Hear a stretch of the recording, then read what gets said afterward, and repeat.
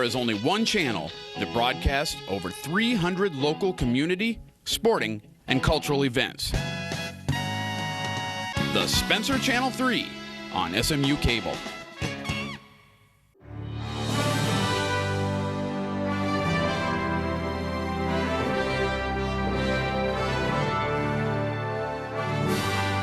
So, like Kim said, we were here last year and we did sort of what we consider to be a basic primer on mental health and disability services redesign. Like Kim said, it's been going on for about 3 years. The legislature in 2011 legislated some work groups. I think there were actually 8 or 9 different work groups to look at different facets of mental health and disability service and make recommendations back to the General Assembly. In the 2012 session, they took action for really the first time in my 20 years of redesign discussions. And then the legislature reconvened in January of 2013 with a very different looking General Assembly. You might remember that last November we had an election and we ended up with a number of new legislators who had different levels of familiarity with mental health redesign and with the action that had taken place the year before. So what we're here to do tonight is just kind of provide an update on what has happened since we were here last year. We'll talk a little bit, I'm going to go through this pretty quickly about the changes that we talked about last year. I'm not going to spend a lot of time on that. And then I want Kim to talk a little bit about what's going on locally. You know, I can present facts and numbers related to the legislation, but the one thing that I can't talk to you about, and I wasn't able to do that last year either, is the local impact. So I'm going to look to people here at the local level, Kim and some of the supervisors in the region, to talk about what that's starting to look like. I was talking with Megan earlier, and you know, it's looking a little bit different in regions all over the state. We have some regions that are further along than others. Some are still in different stages of development. So I want them to take a little bit of time to familiarize you with what's happening here. So I'll start by, Kim mentioned that I'm with the Iowa Developmental Disabilities Council, and we have a project called Iowans with Disabilities in Action, and we're actually doing these community conversation presentations as a part of our ID Action Network. And ID Action is really a project that's intended to grow advocacy among people with disabilities in Iowa, to engage them in civic and political life and help them to take some charge of decision making in their lives, how to have some input into those decisions. We are nonprofit. We actually have incorporated as a 501c3. Most of our funding still comes from the Iowa Developmental Disabilities Council, but we are a nonpartisan group, or a nonprofit group. We're also nonpartisan. One of the things that we do is when we talk about advocacy, we talk about different forms of advocacy, and probably one of the most fundamental of those is voting. And as most of you probably know, people with disabilities have traditionally voted at a rate that's significantly lower than that of people without disabilities. So that's been one of our targets. And we do that in voting and in other arenas of advocacy by trying to connect people with information that they can use to make decisions for themselves. So as we walk through the changes in the mental health and disability services redesign, what I'm not going to do is attempt to facilitate some sort of a debate on the legislation or the outcomes, but rather to give you information that you can use to make decisions about what this means for you and how you would like to advocate as we move forward. We started the ID Action Project back in 2002, and we started with just a handful of us. We're now up to about 8,700 people, and these are people with disabilities all over the state. We've really boosted our numbers up in the northwestern corner as a result of a lot of these community conversation events that we've hosted. So that's a little bit about who we are. What I'm going to cover fairly quickly here is a little bit about what happened, why did it happen. I want to talk a little about how does the system change, and we went through that in greater detail last year. I won't spend quite as much time on that. We won't spend a lot of time on when will it change because we passed an awful lot of those deadlines that we talked about last year, and we're kind of in the final stretch here. Who will it affect? what's next, and then what I think is probably as important as anything else is, what can we do? You know, what opportunities exist for us going forward? When I was here last year, one of the things that we talked about was that there were a number of unresolved issues, most notably funding issues. And one of the things we could do is start looking at the facts and advocating for the needed funding, whatever people felt like that looked like. You know, that hasn't changed a great deal, and I'll tell you why in just a couple of minutes here. So we started back in 2012 with Senate File 2315. It was, hold on just a second.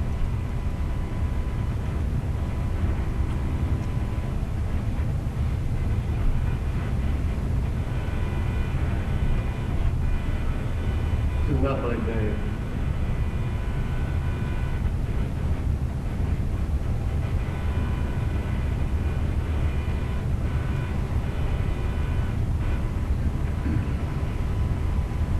Wrong PowerPoint. That was the one we used last year. So, start with who will this affect? Who it will not affect are Medicaid, people who are receiving Medicaid services. As we talked last year, on July 1 of 2012, the state assumed all responsibility for paying the non-federal share of all of the Medicaid services that counties had been paying for. So counties are completely out of the business of paying for Medicaid services. One of the unfortunate pieces of that, though, is that when the state took back the responsibility for providing those services, they also took back the money that counties had been using to pay for those Medicaid, and in many cases, non-Medicaid services. So Kim can correct me if I'm wrong, but I believe that was somewhere around $120 million. And that $120 million that the state took back had different implications in different counties around the state. There were counties that had Medicaided a lot of services, so when the counties took back the money when the state took back the money from those counties, the impact was less than on those counties who were using significant portions of the state money to provide services for non-Medicaid services. So that happened last year on July 1. So the changes that we're going to talk about from this point going forward are changes that only affect non-Medicaid services and services to those who are not eligible for Medicaid. So we're going to be talking about a county-funded system. The people that we're talking about are generally not Medicaid service recipients, although there are cases where counties are serving people who get some Medicaid services, but they may not, the service that the county is paying for and providing may not be eligible for Medicaid funding. And I don't know if you have examples of that in your county or not, but I do know that that's true in some counties. But the Medicaid services are no longer the responsibility of the county. Why did it change? We talked a little bit about this last year, the history of the redesign discussions. And you know, one thing that's interesting, I mentioned that we've been redesigning or talking about redesigning the system over 20 years, and it's always been for the same reasons. It's been because people couldn't get the services that they needed. It was inequitable. Services that were available in one county, like Polk, were not available in many other counties, so they weren't available everywhere. We never did have a really consistent menu of core services. As a matter of fact, what we had was really a floor where counties were required to provide a bare minimum set of services to a limited population. There wasn't enough money to pay for the services, and I think you'll find out as we talk a little bit about funding tonight that may or may not have changed in the redesign. There weren't enough providers to meet the needs, and that certainly is still true, particularly in different areas of the state and for different services. I know there are some significant gaps in the workforce for delivering many mental health services. In the southwestern part of the state, we have a provider shortage in many areas of service delivery. So how does the system change? It changed the way that services are delivered. As we talked about last year, we're moving from what was a 99 county system. There were actually about 77 different systems because we had some central point of coordination administrators who covered multiple counties, but we did have about 77 different systems of delivering mental health and disability services. So the legislature, in House File 2315 moved us to a regional system and implemented some requirements for regionalization. And I'm not going to go through all of those. We talked about those last year, but they did intend for them to include at least 3 counties. That was one of the requirements. Another requirement was that the 3 counties or more counties had to be contiguous, meaning they had to touch somewhere.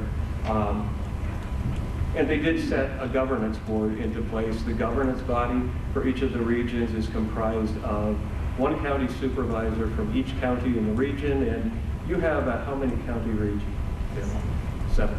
Okay. So your governance board would be comprised of 7 supervisors. The legislation did continue a requirement for advisory boards that allow for input from other stakeholders like parents, individuals who are receiving service, providers, and other stakeholders. We currently have, well, actually the regionalization is in place now, although regions still have a little bit of time to further develop. But there's a map on page 4 of the handout. I don't know if everybody picked this up when you came in, but we have 15 regions, and this map outlines where those regions are, what the regions look like. You'll notice they vary greatly.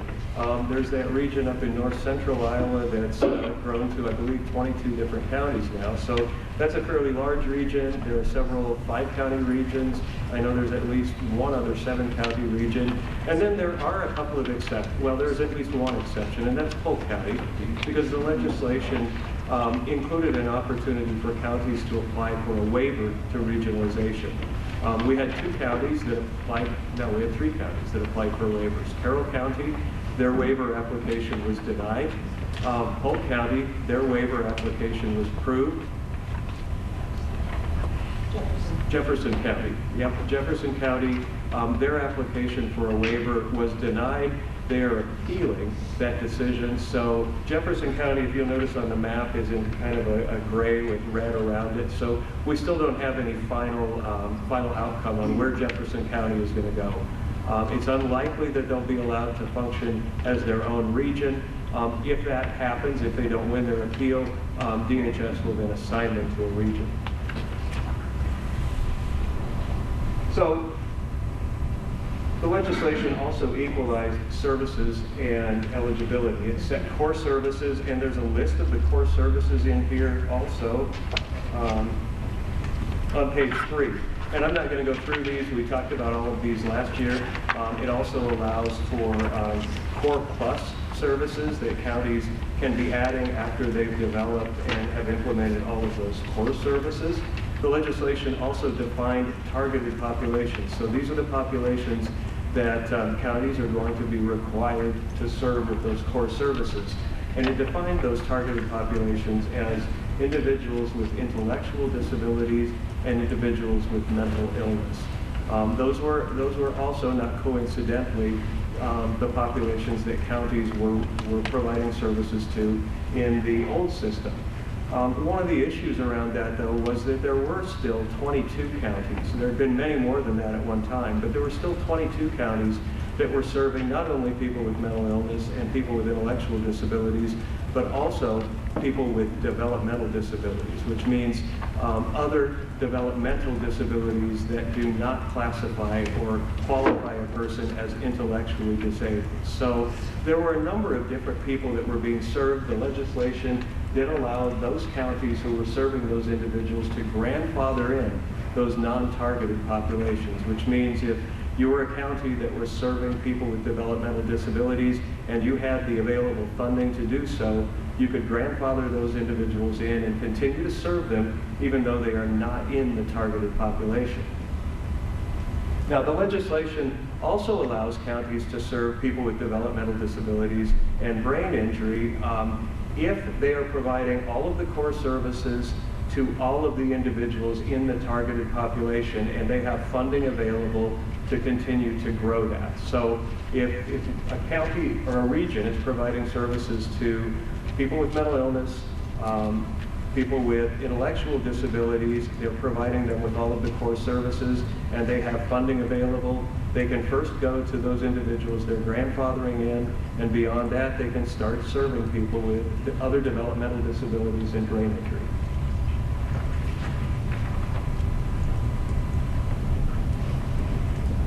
So I want to spend a little bit of time talking about funding, and this is an issue that hasn't changed a great deal since last year.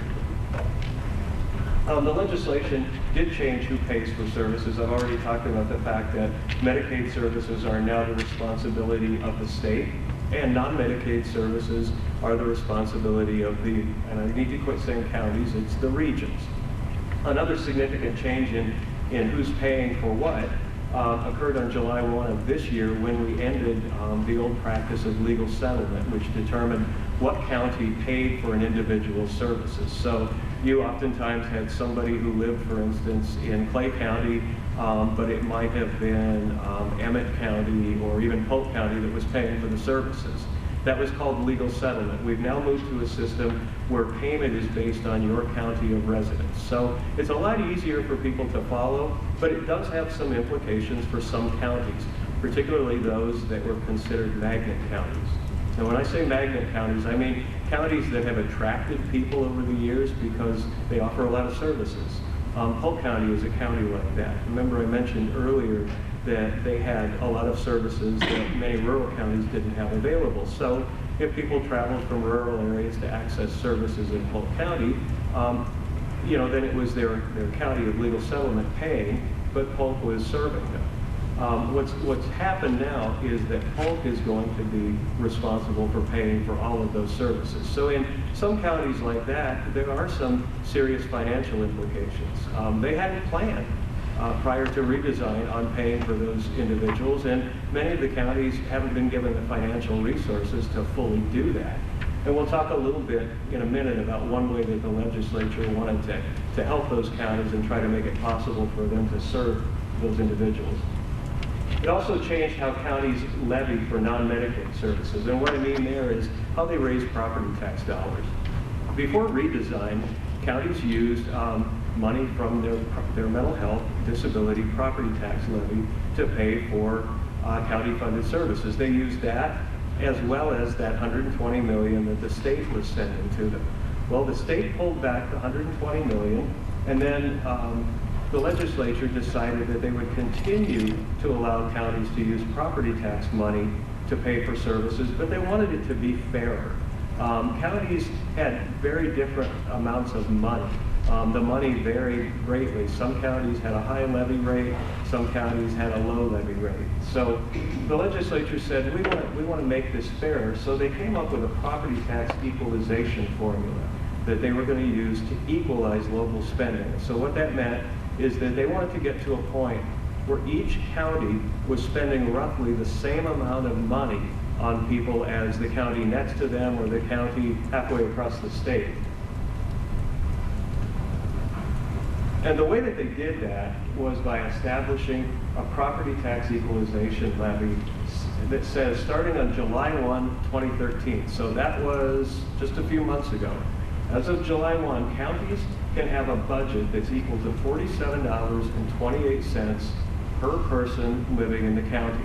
And I want to emphasize that that's not per person getting services. That's for every person that lives in the county. So that's the amount of money, that's the amount of property tax money that counties will be able to spend for mental health and disability services. And that's called the per capita equalization formula. Now, when the state looked at that, they recognized that because different counties had different spending ability, that if they were going to level that out, some counties were going to lose money, and some counties would need more money. Well, they didn't want to, for those counties that would need more money, they didn't want counties to have to raise property taxes. So they came up with a per capita equalization fund, and they estimated back in the 2012 legislature that it would probably cost around $30 million.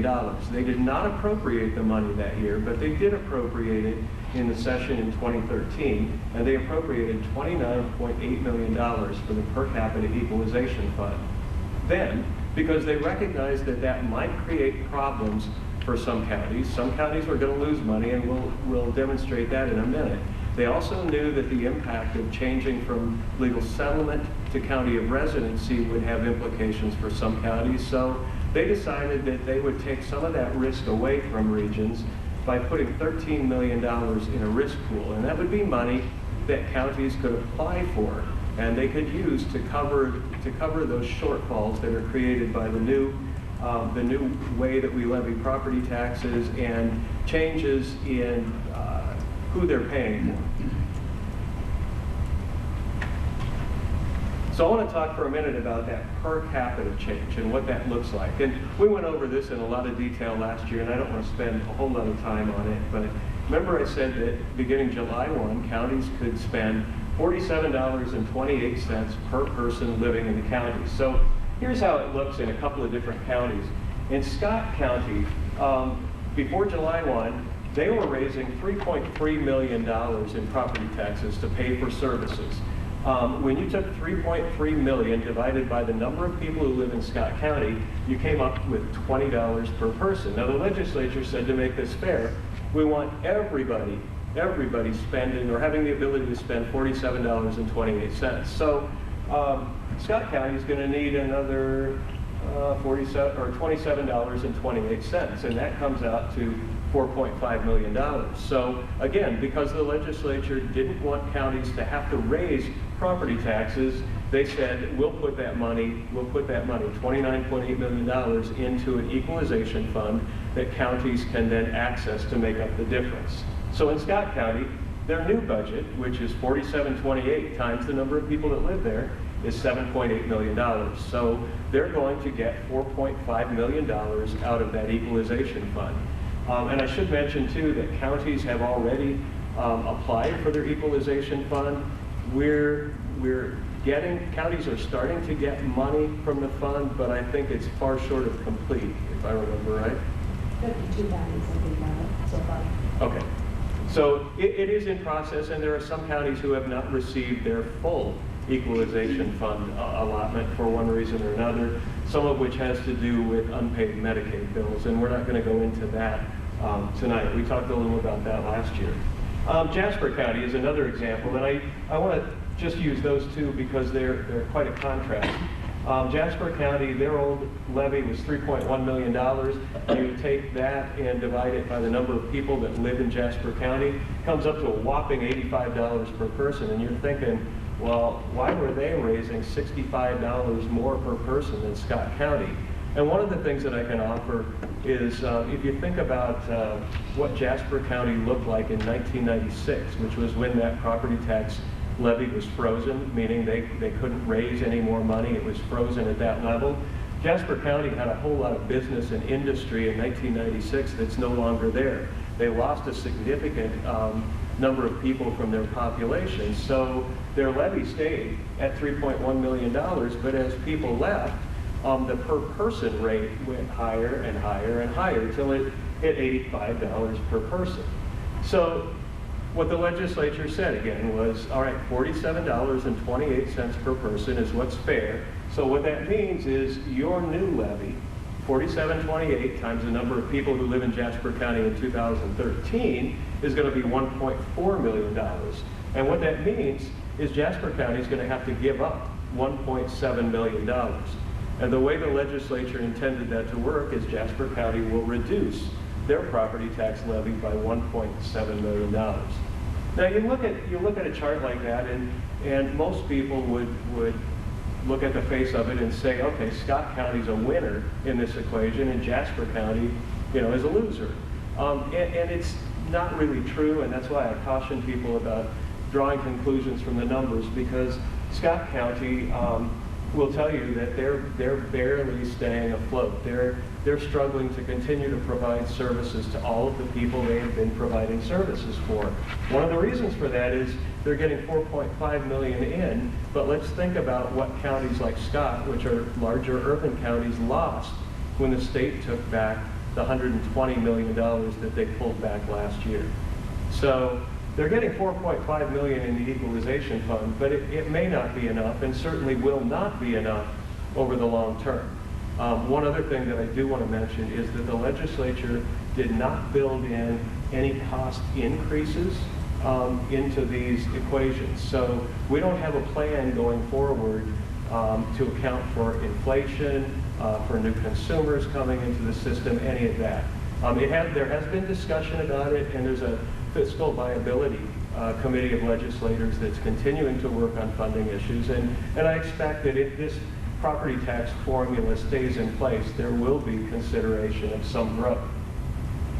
But I just wanted to point out that, you know, Jasper County, they're losing $1.7 million. The indications that I have is that even losing that money, they'll be able to continue to provide services to the people they're providing services to. Now, this is all further compounded by the fact that I keep talking about counties because that's the way the property tax equalization money is distributed.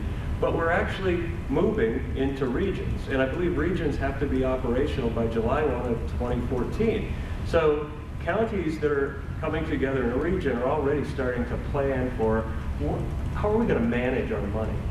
You know, we're getting equalization money. Some of the counties in a region may actually be losing money.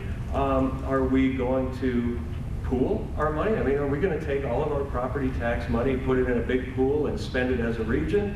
In a lot of regions, there's not a lot of consideration of that.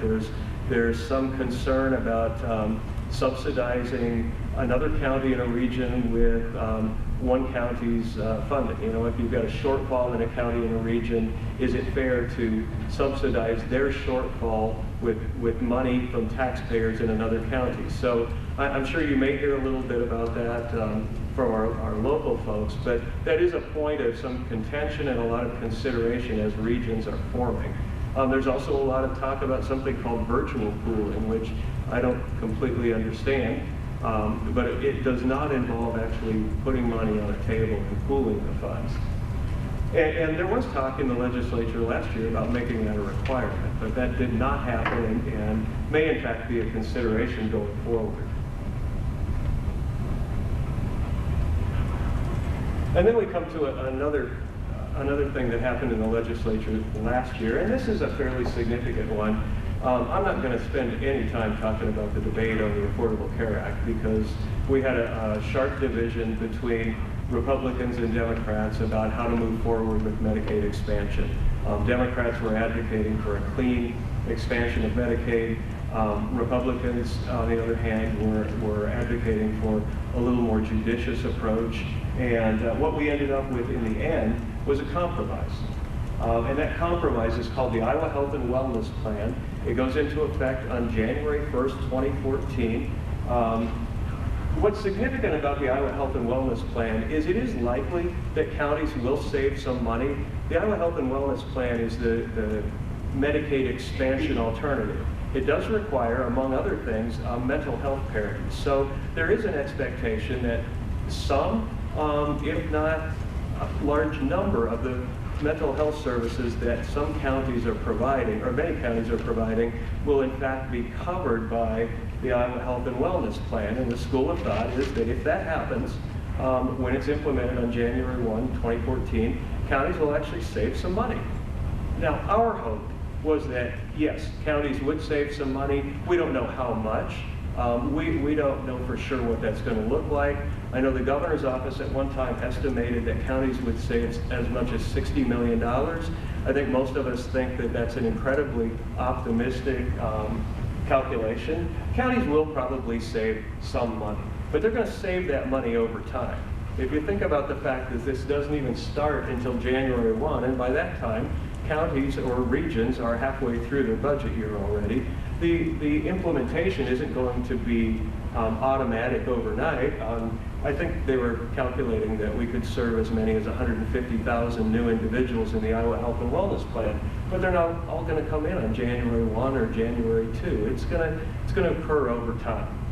Our hope, those of us who advocated the Capitol, was that if this happened, that counties would then be allowed to reinvest any savings from the implementation of the Iowa Health and Wellness Plan in building core services and ensuring that they're delivered to all of the targeted populations. The legislature considered that, and I think there was serious consideration of it, but in the end decided that they were going to ask counties to calculate on an annual basis the savings from the Iowa Health and Wellness Plan, and then ask them to return 80% of that savings to the state. So if, for instance, Clay County would, in the next fiscal year, save, say, $50,000 as a result of the implementation of the plan. They would have to report that to the state, and then they would have to return 80% or $40,000 of that to the state. There is this is the Medicaid Offset Interim Committee, and that's what they talked about in the beginning. It's now called the Fiscal Viability Work Group. It's a work group or interim committee of state legislators, equal numbers of Republicans and Democrats. They are authorized for 2 meetings before the session begins, and their first meeting is tomorrow. And because they're not the Medicaid Offset Interim Committee, but instead Fiscal Viability, they'll be talking about this Medicaid offset, which you may hear people refer to as the clawback. So they'll be talking about that. They'll also be talking about the property tax, the equalization formula that I talked about. There was a lot of discussion last year about whether or not that's the fairest and most equitable way to get the money to counties and areas of the state where it's most needed. So I think there's going to be continued consideration of all of those funding sources. Now, one other thing that I did want to mention, if we go back a slide or two, I went down and we talked about the property tax equalization formula, and I mentioned that the legislature also appropriated $13 million in a risk pool fund. And that was money that, as I said, counties that were going to struggle to continue to provide services could access to make that happen. And one of the things that I want to remind people, at an advocacy level is don't ever forget about the importance of advocating with the governor's office, because when that Health and Human Services, well, it wasn't Health and Human Services budget, but when the budget bill hit the governor's desk, the governor vetoed that $13 million appropriation, which left a lot of counties really up in the air. So it has been vetoed for this year. I do know that there are some legislators who are planning to reintroduce legislation appropriating that money when they reconvene in January. And we have had some indications from the governor's office that he will give renewed consideration to any appropriation to counties/regions, particularly those that are experiencing a greater impact from the change from legal settlement to residency, as well as those who lost funding in the property tax equalization change. One other thing that's not up here, the governor also vetoed an $8.7 million appropriation. That was an appropriation that the legislature included to relieve the pressure on Medicaid waiver waiting lists.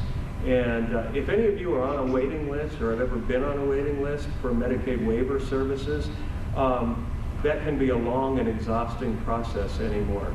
We have waiting lists on a number of our waivers. The physical disability waiver has an extensive waiting list. The brain injury waiver gets longer every day.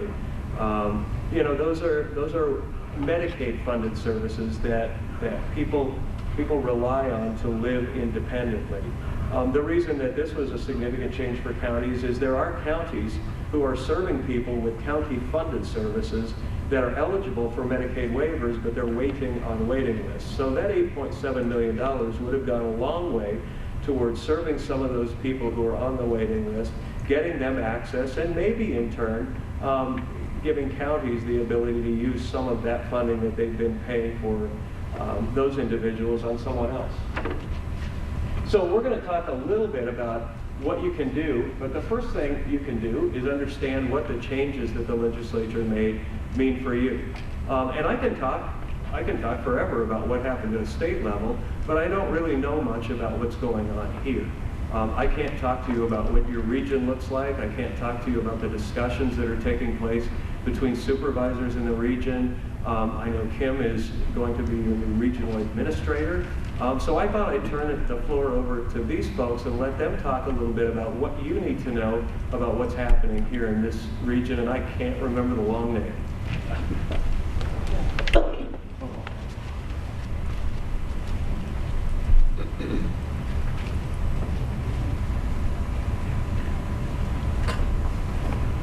Well, first of all, I have to say that Tom Farnsworth and Linda Swanson are far too humble. Tom is the vice president of our working group, and Linda's been acting as our secretary. And whenever anyone says, oh, you're doing a good job as chairman, I say that's because I'm surrounded by good people. This has been a very long process for us. We started in January. Guess what? we don't have our 28E done yet. I think we're about this close, but we're having our county attorneys look it over, so maybe it'll be that close by the time all is said and done. We've had some contentious votes in our group. We are 7 independent, not like-minded individuals. But the beautiful thing about this group is, when they walk out the door after the meeting, they're talking and laughing and enjoying each other. The folks in Washington could definitely take a lesson from my working group. When it comes to money, one of those contentious points was, do we pool or not pool? There were those counties that wanted to keep the money because it would earn interest and go into their general fund and could help pay for roads or whatever. However, my viewpoint from the start on this, when Rick explained how some counties lost money and others gained, at one point it was looking like Emmett County would be down $300 and some thousand. They had a very high tax rate and not much for value as far as property. Well, I happen to come from Dickinson County, and it seems we have $2 billion worth of lakeshore property. So when we looked at it, we were going to gain 300 and some thousand. Now, Simple Bill says, I can see how we can solve this problem. I didn't know about Fund 10 having to stay within the counties, but that's the attitude that I've had throughout this. We're going to be helping each other. Every individual that needs help should receive it. And so when it came time to vote, shall we pool or not pool? 3 people were for pooling, 3 people were for not pooling. Guess who gets to break the tie in that situation? Fortunately, I have heard from our auditors that they thought pooling would be the way to go. It'd be far less hassle for them. Well, another contentious item we had to deal with is, who do we get to lead our region? There were people who said we should go outside of our CPC circles. Others wanted to see that we chose one of our present CPCs. Well, that's what happened. Okay, fine. Now, what do you ask them? How do you determine who would make the best manager in your region? Fortunately, Tom Lind and I had a meeting with Bill Baumgartner to discuss what was going on in our region. And he graciously lent us his HR person to help us come up with some questions. Following that, we had 2 members of our group whose CPCs weren't going to run for the job. So they got to be on the interview committee. They weren't too sure they could handle all that, so we got 2 outside people. One was Bob Lincoln, who runs the region to the east of us, that big 21 county up there. The other was Jason, now his name escapes me, Harrington, who is the administrator of the Dickinson County Hospital. While all our CPCs apparently did a good job, it was mentioned that Kim just had a little extra. And so she is now not our administrator, but our CEO. That was determined by ISAC. I'm thinking of that this weekend. I think general contractor would have been a better title. I mean, let's face it, you're building health homes, right? So you've got these experts in different areas. My CPC is great at getting people committed. Her helper's really good with the computer system and the CRIS program. Dorothy over in Emmett County is really a good case manager. So if Kim's got all these people, is surrounded by those good people, and I'm surrounded with my good people, I think we're going to make this region work. We do have more questions and answers.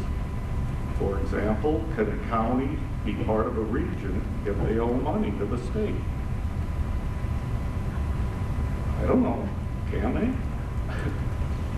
So we've got a ways to go yet, but I think we're going to get there. Questions? Can you tell me who you are? Who I am? I'm Bill Leopold, Okay. and I'm a supervisor from Dickinson All County. right. And I'm the fourth person those fools elected to be the chairman of the group. Okay, if there's nothing else, Kim, you want to come up and tell them about management? Yeah. I think a couple of different things that are happening that are going to be important for these next few months is that we've got the budget that needs to be prepared. And as Bill was saying, the governance working group has decided that they're going to pool. And so we're at this point trying to determine those revenues as well as what the expenses are going to be. And so there's a process that's happening right now to gather those individual county budgets and start looking at how that collectively looks and then how things move forward from there. In addition, the legislature has said that each region will have a management plan, and each county has always had a management plan, but now it's going to take on a larger scope because of the regional basis. And so with that being said, we'll be looking at getting that devised. Those things are due, budget has to be certified by March 15th, and then the management plan has to be due by April 1st. So there's a pretty narrow window here as far as some major work that needs to get done. As Bill was saying, we've got some talented staff, and so we're trying to get ourselves put together that way as far as management is concerned. And I'm envisioning that maybe we're going to be doing more kinds of specialties. And as Bill was talking about, there's some folks that have some special skills that we will take advantage of. And then we're also maybe going to look at how we will specialize toward enrollment as well as quality assurance and as far as the financial management of things. So we'll have some different areas where we'll be focusing our energies. One of the things that I think is probably going to be the most challenging is the fact that we've got to do things in such a short period of time, and there's really major decisions that need to be made. And so I'm really looking forward to working with the governance board in order to get things put into place for that. There's an advisory board that is being formed that is going to provide some additional recommendations to the governance board. They are going to be meeting for the first time on November 6th. And in fact, the governance board and the staff are also going to meet with them. And we're going to have a consultation with Dr. Ken Mankoff. He is part of a team of psychiatrists, Dr. Ken Mankoff and Chris, isn't it fine? They happen to be husband and wife, and they happen to be consultants for the state of Iowa. And they're going to work with people in these systems to try to find ways to be more responsive to individuals who have a variety of different kinds of needs. They call them multi-occurring disorders. And so that when we start looking at planning and developing programs and things like that, that we have a lot more understanding of different ways that we can provide services to people based on the complex needs that they can bring to the table.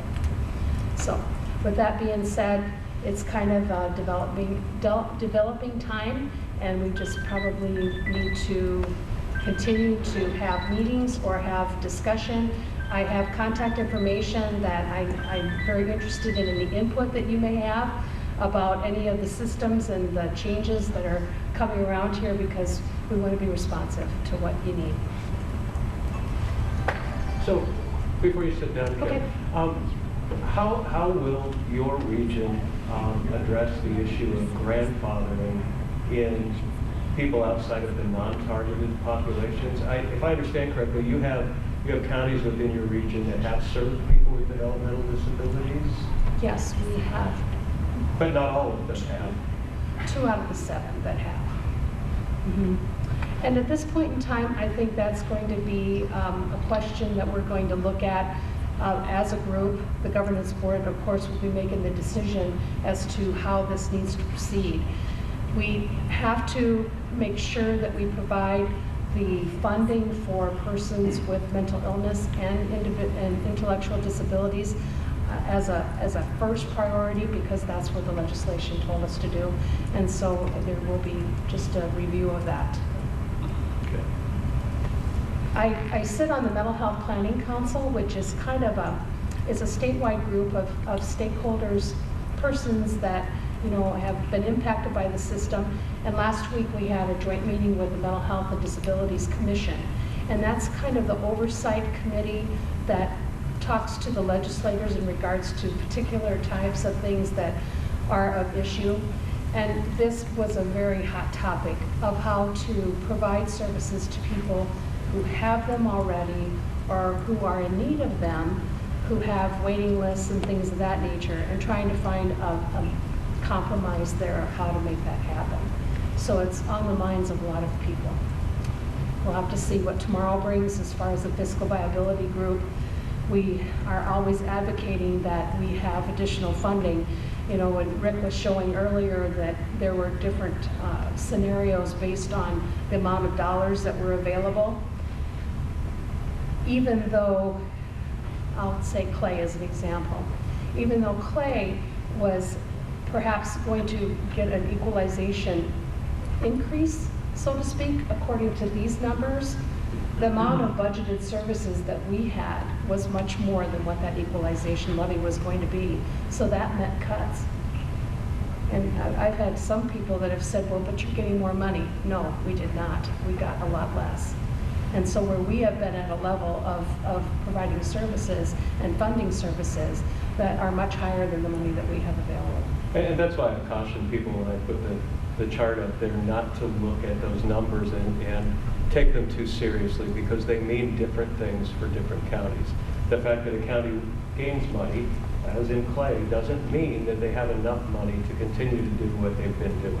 That's right. And there's some folks in this room, because of the way things worked out with the priorities and services, that unfortunately work activity services does not have the same degree of priority as what a crisis intervention type of service or a mandated service like sheriff and attorney's reimbursements. And so those are the kinds of decisions that had to be made by our board of supervisors and me as the CPC administrator for Clay. And that would probably be in the same type of situation as what we would see for the region as well.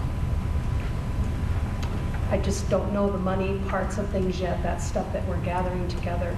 But if you have questions, the governance working group meets once a month. And like I said, there's going to be things that are going to be coming up as this 28E gets signed, and there's going to be more that's going to be in motion about how this whole process is coming together, and that advisory board. There's just going to be a lot of different pieces of it that are going to come into place. And that will be the time to visit more with me or with governance board members about your concerns. And I'm going to go out on a limb and say that I'm guessing that, well, I talk about 15 regions. There are really 14 regions, and then there's Polk County. But I'm guessing every one of those 14 regions is probably struggling a little bit with some of the same decisions. How do we deal with grandfathering, especially when it may only be 1 or 2 counties out of a 7-county region that have ever provided services for people with developmental disabilities or brain injury? The other really important thing to remember is that everything in the legislation, whether we're talking about core services or targeted populations, the legislative language talks about subject to the availability of funding. So I think we can sit here and recognize without a doubt that going forward, one of the issues that we're going to have to continue to pay attention to and be prepared to address as advocates is the issue of funding. We talked a little bit about the governor's veto of the 13 to work with legislators and people who are in a position to appropriate money and approve that appropriation to make that happen. So I think we've talked a little bit about the changes, how the changes will affect you, and I would really encourage you to keep in touch with Kim and with your county supervisors as they continue to make decisions and get closer towards that 2080 agreement that will actually set things in motion. So keep in contact with them. They'll be continuing to make decisions about some of the things that Kim just talked about, and I think it's important for you to understand what those decisions will, or in some cases, will not mean for you. Talk to legislators. I think that's terribly important. I want to thank Megan for being here tonight. It's always great to see legislators who take an interest in this. One of the reasons that I think it's so important that you be communicating with legislators is because this isn't necessarily a subject area with which they're very familiar. I've had a number of legislators tell me over the years, you know, I'm a lawyer, I work in tax law or in this area, or agriculture is my area of expertise. You know, I count on my constituents, the people that I represent, to help me better understand these issues and to understand the implications of the decisions I make in Des Moines. So it's important to be in contact with legislators and be telling them your story and communicating why, for instance, funding is so important. If people are losing services, and Kim mentioned the fact that you know, they were in a position of having to talk about cutting services. If you're losing services, that's something else I want you to be talking with legislators about. Be communicating what those decisions look like at a local level. What do they mean for Megan's constituents? You know, because she's working for you, and she needs to hear that. Because she's going to go back to Des Moines in January, and I guarantee you that one of the first things they're going to do is start talking about funding for the mental health disability services system. And she needs to know what you're thinking. I always think it's great, too, to organize other people. We spoke with a group at the Sunshine, is it Sunshine Center? Sunshine Services this afternoon, and they're a great example of people who have organized to make Spencer a better community, especially a better community for people with disabilities. I'm guessing from talking with that group that if they all get behind the issue of mental health redesign, that they can make a difference there too. They're a passionate group with a lot of enthusiasm, and you know, there is strength and some comfort in organizing like-minded people so that you can work as a team. I also really encourage people to follow the interim committee. Now, there's only one this year.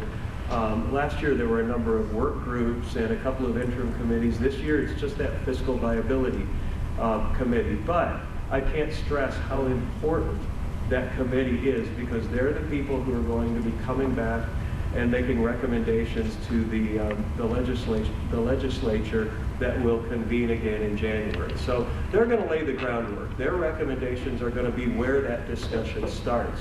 So it's important to know what it is they're talking about, what they're thinking about, and whether or not it works for us as individuals with disabilities. So you can follow that. One of the things I haven't talked about is one of the resources that we have through our ID Action Project is a publication called Infonet. And I've talked a little bit about it in other settings today, and we talked about it last year. If you were here last year, we've just automatically added people who have an interest in this subject to our public policy mailing list. So if you already get Infonet, good for you. I hope you actually read it. But one thing I can guarantee you is that in addition to talking about legislation, we're going to continue to follow and report on the interim committee work. So you can count on the fact that when the next issue comes out, we'll have a full report on what happens in the meeting tomorrow. You can also follow us on our website at infiniteiowa.com, and all that information is in that handout. But on our website, we can actually keep information updated on an almost daily basis. If you're Facebook users, we have a Facebook page, and if you like us, you can follow it there too. We don't know what people use or don't use, so we try to put it out there in every way that we can. Because the only way it's going to work for you or for us is if we can get it into your hands and you can use it to do something.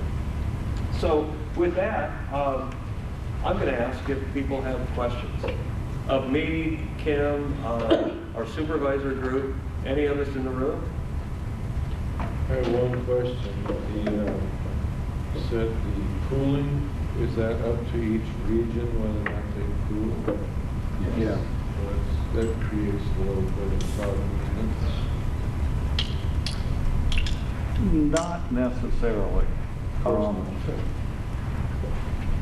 It can be, we thought it'd be, the auditors thought it might be a nightmare if we didn't pool.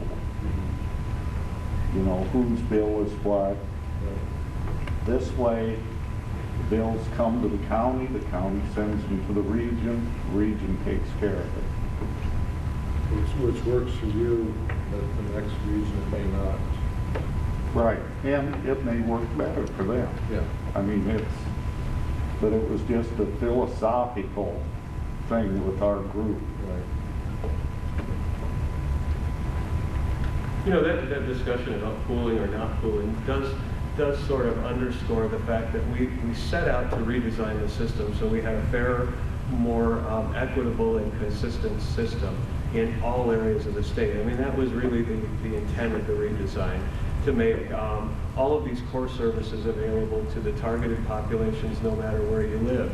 And I think what we're seeing now is that what we're getting are regions that may in fact look quite different. All of the development of core services and adding targeted populations is, as I said a moment ago, subject to the availability of funding. So one region may in fact have enough funding to put all of those core services into place and to be serving all of the targeted populations, while other regions in the state may fall far short of the ability to do all that. So, you know, I told you there's a list of the core service menu in the handout. That doesn't necessarily mean that you'll be able to get all of those core services in all regions, at least in the short term. The only way we're going to adequately address those inequities is if we fund the system adequately to make that happen. But other than that, there may be some differences among regions. You may have regions like this one that's going to pool their money and another that has concerns about it. And unless the legislature steps in and clarifies what has to happen, that's going to continue to be allowed. You may have regions that are serving people with developmental disabilities and others that don't. So I want to caution you that even though we've talked a lot about making the system fairer in every area of the state, there still are going to be differences, at least in the short term. With this pooling, would more of the surrounding counties be more united, possibly in the future, or what? Well, that's probably a question for this gentleman back here. Okay, and what is the question? With this pooling in the future, would more of the surrounding counties be more united through this system or something? Well, I believe so. Oh, yeah. The way we're looking at it is, O'Brien County client is a Dickinson County client. Okay. Now. We're one big county. Yeah. Our region is one big county. Yeah. And we're going to try and see that people get the services they need. I see. Thank you. You're welcome. So I think you're right, though. It sounds to me like there is some unity in that arrangement. So that's a good observation. I think that's kind of what we've been talking about. That by pooling the funds, we're treating everybody in our region the same way, you know, and we're ensuring that everybody in our region has access to those services. So. Yeah. Yes. Teamwork. Teamwork. It takes teamwork. Teamwork. That's what I thought. Yeah, it is teamwork. Yeah. It is teamwork, and it sounds like you've got a great team of county supervisors at the table back there. Sounds like they've spent a lot of time at the table having discussions, disagreeing where they have to disagree, but then coming up with a solution. And that takes teamwork, and it takes compromise sometimes. Well, we will be the last region to get our 28E in it, as I understand it. But at least we weren't like the region that got the ISAC fill in the blank 2080 and said, oh, that looks good, and sent it into DHS. So we're you trying almost to did a learn thoughtful from process. others' mistakes is what we're trying to do. All this sounds really good, and I don't understand everything you said, but what I understand is our daughter is the one that's been cut, the one that has been cut, and has already lost her services. And thankfully, for Sunshine, they are keeping her there, but she has still lost her funding, and I don't know why. I don't understand. It's pre-vocational services, it's Medicaid dollars, and I'm not sure either. He was reviewed and came back with that. Now, is that one person just who happened to look at it that day that said no? Actually, that would be a little different issue than the one we're discussing here, because if you remember at the beginning, I talked about the fact that what we're talking about here are specifically non-Medicaid services. I didn't realize when we talked earlier that the pre-vocational services she was getting were through Medicaid. So that's a decision that counties are no longer making, because remember I said as of July 1 last year, the state assumed all responsibility for paying for those Medicaid services. The state also does those periodic, I'm not sure how often they are anymore, but the reviews. But isn't that, didn't you also say that the Medicaid services were to be covered? And if this is the Medicaid service, I don't know why it isn't covered. What I said was that Medicaid services are not impacted by what we're talking about here. They may be impacted by other things, like the annual review. We have a number of people who are waiting for Medicaid waiver services, for instance. I did mention the money that the governor vetoed that would have helped that, but no, I didn't understand that it was pre-vote through Medicaid. Is there something in the appeal process? There is, Yeah. yeah, and it wouldn't be at the county level then. Right, Right, and we can talk about that. I understand your frustration, but here we'd be talking about reductions that occur as counties or regions have insufficient amounts of money to serve people.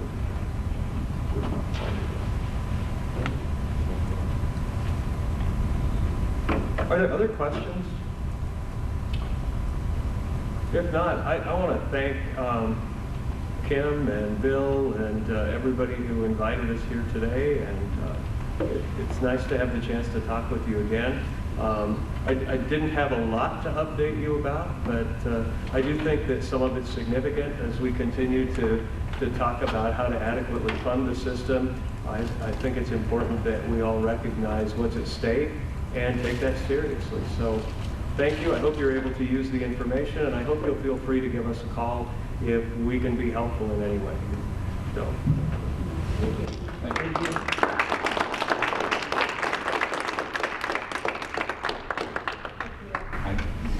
I think part of the issue that we're going to run into, and this is going to be something that's going to be an educational process that we're going to be working with too, is that there's some definite changes that are happening in Medicaid in a variety of ways. There's the Iowa Medicaid Enterprise, which works with a lot of services for persons, especially with intellectual disabilities or with chronic mental illness, and then also Magellan. And Magellan is going forward and is doing some very interesting integrated health homes. And I don't know if Nancy's in a position to just speak real briefly to that, about how that looks. The NAMI folks are kind of up close and personal with this, because this whole year that all of these changes are happening, the folks that have chronic mental illness are going to be absorbed into what's called an integrated health home. And it kind of depends on the person and the degree of their disability and those kinds of things. And so if you get into situations where you just really don't understand based on what your diagnosis is, then there's different things that are happening here that that I think it's probably helpful just to take a couple minutes to talk about. Nancy, you want to speak to that at all? Well, I can tell you just briefly. What they have is they had, I think, about 5 initial pilot projects that are moving forward, and it's all in phases. So the phase 1 is, for instance, Sioux County, which is where Sioux City is, right? Not Sioux County. Woodbury. No, Woodbury. Thank you. Yeah. Yep. Anyway, so I'll just use Siouxland Community Mental Health Center as an example, and they have signed a contract as what they call an integrated help home, which don't think of the home, that's a really, that's jargon is what it is. It's really integrated care, and so instead of just one case manager working with an individual, you have a group. It's kind of like a PAC team. So you have a physician, oftentimes a nurse, occupational therapist, that type of thing, that will try to coordinate your care overall, because consistently people that have a mental illness have a shorter lifespan. They tend not to get a yearly physical, they tend not to get mammograms, things like that. And so this integrated health care coordination really is looking at a more holistic approach. It includes family and peer support, which is where NAMI comes in with all their classes. But it's really to make sure that people are getting better care, coordinated care. Oftentimes, in certain counties, the targeted case management person did this, but not in all counties. So this is it's a different type of funding when you through Center for Medicaid and Medicare Services. All that used to be hourly, and there were certain structures, or it used to be like quarter of hours. So there were all these billing requirements. Now it's like a per capita, per head type of system. And they have contracts with providers. For instance, in Woodbury County, it's Siouxland Community Mental Health Center. In other counties, it might be Irely Ball down in Polk County. So they have these started places all over the state, about 5, and they're getting into the phase 2. It's really to benefit the person so that they are healthy overall. And so that's kind of a 2-minute spiel on what an integrated home. Don't remember the home. That so confuses people, and people will say in meetings, am I going to a home? And it's not. It's somebody somewhere else came up with that word, and it comes from what they call the jargon of medical homes. So just like knock the word home off that, because that doesn't make any sense. But it's integrated health care, so that people are not, because the brain and the body are all one, and your physical health overall, which includes your brain, needs to be taken care of. So that's kind of in a nutshell. Thank you, Nancy. I think, there's just so many changes that are happening, and that's the part where if you have questions or you don't understand, or there's people that can maybe give you some different names of people to contact and that kind of thing. So, whether you're actually receiving the service, or somebody who is, or somebody who might be eligible for it, that's the kind of thing that this landscape is really changing, and it's changing relatively quickly too. Very quickly. For human services, very quickly. Yeah, very quickly. And so if you feel confused, join the club, because it's something that everybody is trying to kind of get a handle on, and to adapt, and to develop policy around. So, feel free to ask questions. There's not a dumb question, I'll tell you that, because there's lots of really good opportunities here for better patient care. It has a really good intention behind it, but there's a lot of details, and that's where things get always kind of difficult. So feel free to ask questions. Is there anything else for the good of the cause? Okay. And I thank you all for coming. Appreciate it, and please be in touch.